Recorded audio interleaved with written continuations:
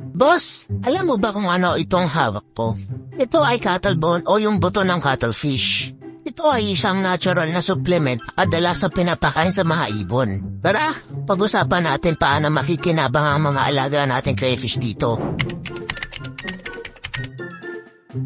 Sa mga hindi pa pamilyar, ito yung parang buto na matatagpuan sa loob ng cuttlefish. Yung mga kamag-anak na mga pusit at octopus. Pwede ka makabili nito sa mga pet shop or online. Ang cuttlebone ay matigas, parang chalk, pero kapag nilagay mo sa tubig, unti-unti siyang nalulusaw. Kaya perfect siya para dahan-dahan magbigay ng nutrients sa crayfish natin. Mayaman to sa calcium, na pangunahing kailangan ng mga alaga nating crayfish. Lalo na kapag nagmomold sila o nagpapalit ng shell, dahil nakakatulong ito sa pagbuo ng kanilang exoskeleton at pagpapatibay nito. Bukod sa calcium, meron din ito magnesium at ilang trace minerals. Hindi lang para sa kanilang exoskeleton, kundi para sa overall health nila.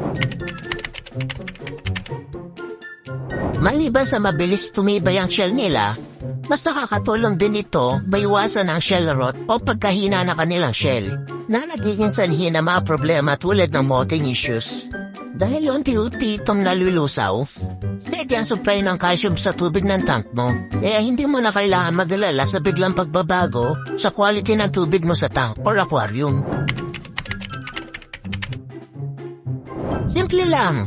Kapag malusog at matibay ang shell ng crayfish, mas mababa ang mortality rate, mas mabilis silang lumaki, at mas handa sila sa breeding.